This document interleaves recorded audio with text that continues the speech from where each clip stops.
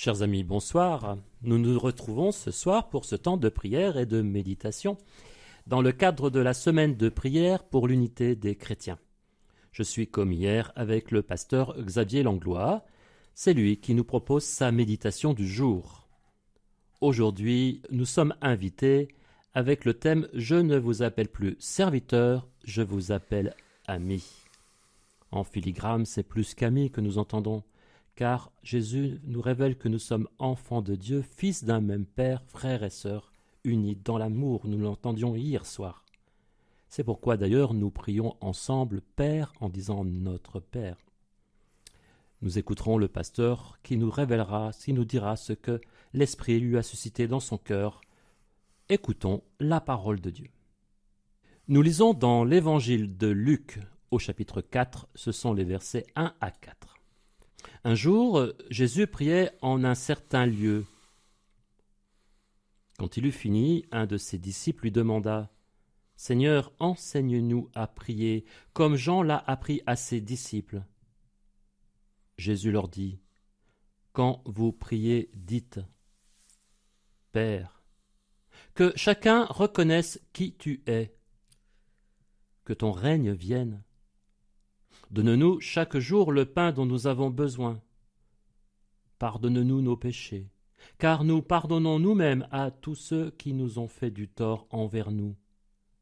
Et ne nous conduis pas dans la tentation. » Merci Thierry pour cette lecture. Voilà, nous sommes le 4e jour de notre semaine de prière pour l'unité des chrétiens. C'est une grâce que de pouvoir parcourir ce chemin ensemble, une grâce pour regarder tout ce que nous avons pu déjà construire, bâtir, reconstruire, et la grâce aussi de découvrir le chemin qui doit être poursuivi. Et pour poursuivre le chemin, pour le parcourir, il nous est proposé un titre qui est peut-être plus qu'un titre même, qui est un programme. Je ne vous appelle plus serviteur, je vous appelle ami. L'amitié. C'est un joli mot, l'amitié. C'est un joli mot, c'est un mot que nous aimons. Et dans notre société contemporaine, il a d'ailleurs peut-être une meilleure presse que celui de fraternité auquel nous sommes pourtant particulièrement attachés en Église. Et je comprends cet attachement parce que l'amitié est un sentiment profond, puissant, précieux, mais il renvoie à un type de lien qui est particulier et moi que je distingue en tout cas très clairement de celui de la famille ou de la vie professionnelle.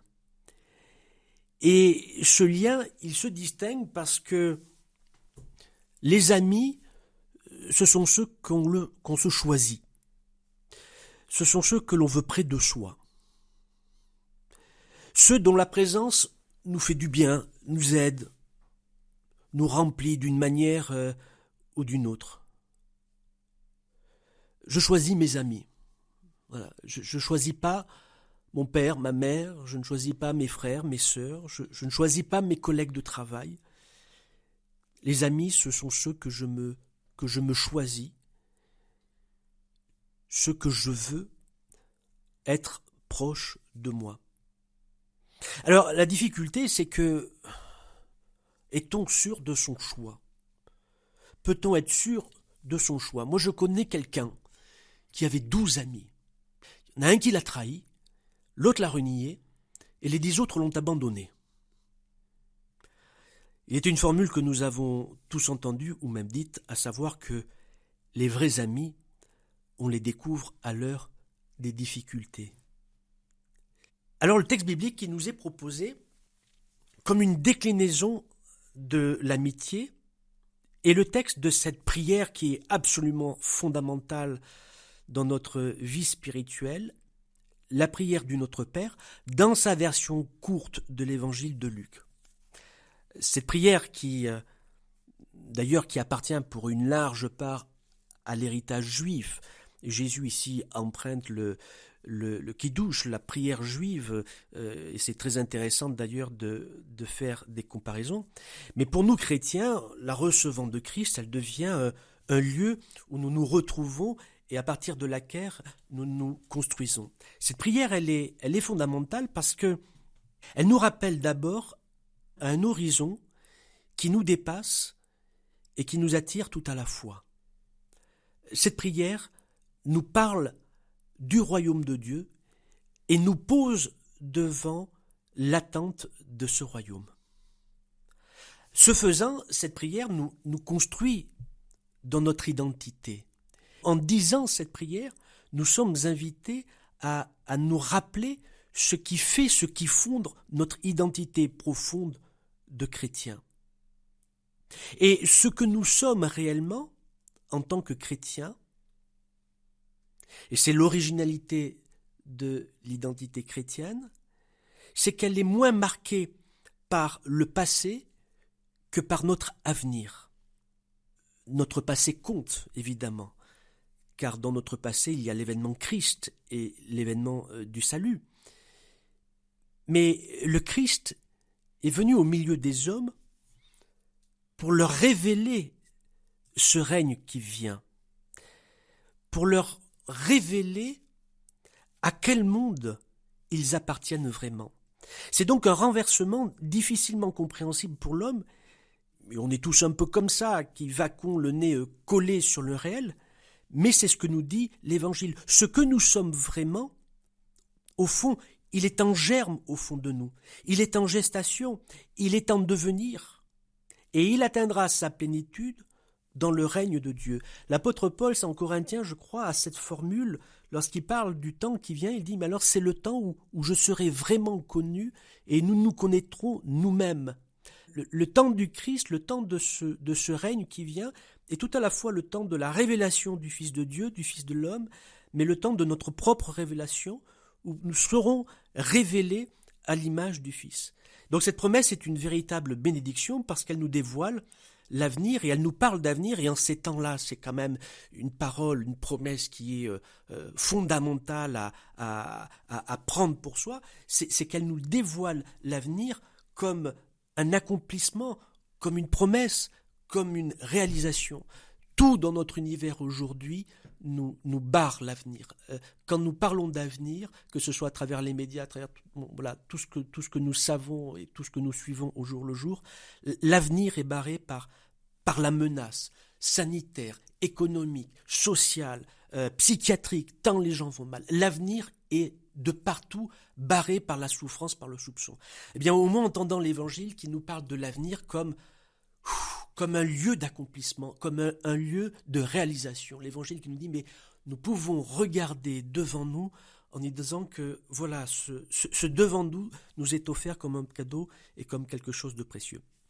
Et cette idée de dépassement est importante parce qu'elle nous parle d'un temps présent d'une manière qui n'est pas satisfaisante, qui nous encombre, qui nous empêche. L'attente de cet accomplissement en Dieu est alimentée par des demandes que nous connaissons bien, puisqu'encore une fois, nous les répétons chaque dimanche, chaque jour peut-être. Demande du pain, qui touche bien sûr aux besoins alimentaires, mais aussi à la question de la dignité. Il faut avoir de quoi manger pour pouvoir vivre dignement. Mais cette attente, elle est nourrie elle est entretenue par d'autres demandes aussi, comme celle du pardon à exercer ou celle des tentations à s'affranchir.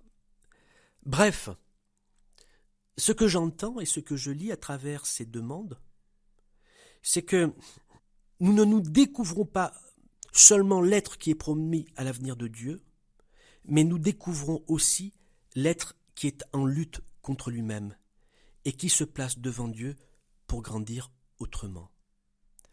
Quand je dis le Notre Père, je parle à Dieu, mais je lui parle de moi. Je lui parle de moi avec mes paradoxes, avec mes limites, avec mes contradictions, avec mes combats internes. Alors je reviens à la question de l'amitié. Et tout à coup, je la redécouvre à travers la prière du Notre Père. Et je la découvre comme la proximité, finalement, de ceux qui ne se dissimulent pas dans leur fragilité profonde. Quelle définition de l'amitié pourrions-nous dire en Église ou en chrétien? La qualité de cette relation qui ne dissimule pas ses fragilités profondes. Et là, il me faut être un peu prudent parce que je ne crois pas que, quelque relation que ce soit, que l'on se doit d'être absolument transparent. Être vrai, ça n'est pas être transparent. Nous n'avons pas l'obligation de tout nous dire. Chacun a le droit à sa part de mystère, à sa part d'intimité, à son jardin secret, comme l'on dit. Mais ici, il s'agit, en priant le Notre Père, de s'exposer réciproquement dans nos fragilités fondamentales. Non par goût pervers de la mésestime de soi, mais plutôt par quête de vérité. Dans la recherche de la sanctification, le fait que Dieu nous transforme par son esprit, nous sommes conviés à abandonner les postures, les faux semblants. En priant le Notre Père, nous ne pouvons plus faire illusion. Quand je prie le Notre Père, ça y est, je ne peux plus me mentir. Je ne peux plus mentir à l'autre. Je ne peux plus faire semblant. Je suis en lutte avec des tentations. J'ai du mal à vivre le pardon. J'ai des craintes devant tout ce qui concerne ma vie matérielle. Le Notre Père me révèle à mes fragilités, à mes limites. Peut-être faut-il trouver ici le fondement de toute amitié véritable. Non pas le devoir de tout se dire, mais en tout cas celui de ne pas se mentir, d'être vrai, de ne pas jouer, de ne pas chercher à être un autre que soi-même. Quand je prie le Notre Père, je ne joue plus. Je me dévoile devant Dieu qui m'accueille, qui me fait grâce et me grandit. L'amitié serait peut-être cela, ne pas se cacher, pour s'accueillir mutuellement, tels que nous sommes avec bienveillance. Amen. Je vous propose de prier. Seigneur notre Dieu, nous voulons te rendre grâce pour ces mots que tu nous as transmis. Toi, Jésus, le Christ, qui durant toute ta vie terrestre a cheminé comme un homme, faisant confiance au Père, et nous le révélons justement comme un Père qui se soucie de nous et qui prend soin de nous. Seigneur, tu as demandé le baptême comme un homme. Tu as traversé des tentations comme un homme. Tu as éprouvé la faim comme un homme. Tu as pleuré devant Lazare comme un homme. Tu as expérimenté l'angoisse, la mort, le dénuement. Et Dieu t'a ressuscité comme le Fils de l'homme. Alors Seigneur, nous voulons te rendre grâce pour ces mots, pour cette prière qui nous invite inlassablement à redemander ce qui nous est fondamental, ce qui nous est essentiel. Le pain, mais aussi ton secours pour nous vaincre nous-mêmes, nous vaincre dans nos résistances, en retenant le pardon, nous vaincre dans notre facilité à vouloir suivre nos penchants. Mais Seigneur, en adressant ces mots à Dieu de ta part, nous savons que en toi nous avons un ami, celui qui nous a parlé en vérité, celui qui a partagé tous les paradoxes et les ambiguïtés de notre vie et qui les a portés vers la perfection dans le Père. Seigneur, merci pour cette prière, au travers de laquelle nous pouvons nous reconnaître dans notre réalité d'hommes et de femmes, pécheurs, pécheresses, et en même temps pardonnés, graciés et appelés à entrer dans le règne du Père. Que ton amitié, Seigneur, soit pour nous le ferment de toute amitié. Que ta confiance, Seigneur, soit pour nous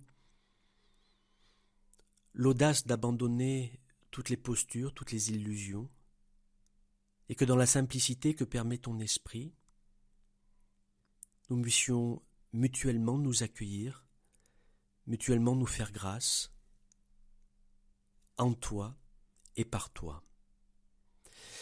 Ô notre Dieu, en Jésus-Christ, ton Fils, qui nous a appelés non plus serviteurs mais amis, nous te prions en te disant, Notre Père, qui es aux cieux, que ton nom soit sanctifié, que ton règne vienne, que ta volonté soit faite sur la terre comme au ciel. Donne-nous aujourd'hui notre pain de ce jour. Pardonne-nous nos offenses, comme nous pardonnons aussi à ceux qui nous ont offensés. Et ne nous laisse pas entrer en tentation, mais délivre-nous du mal. Car c'est à toi qu'appartiennent le règne, la puissance et la gloire, pour les siècles des siècles. Amen. Merci Xavier pour cette méditation autour de l'amitié et amitié dans le Christ. Je me permets de retenir pour moi ce que tu as dit, de nous éviter la tentation, l'illusion de la transparence, mais la grâce de ne pas nous mentir. Oui. Que ça peut nous guider sur ce chemin d'unité que nous cherchons entre nos communautés ecclésiales. Voilà, à la suite du Christ, comment vivre cette amitié. Que le Seigneur Tout-Puissant nous garde, qu'il nous bénisse, le Père, le Fils et le Saint-Esprit.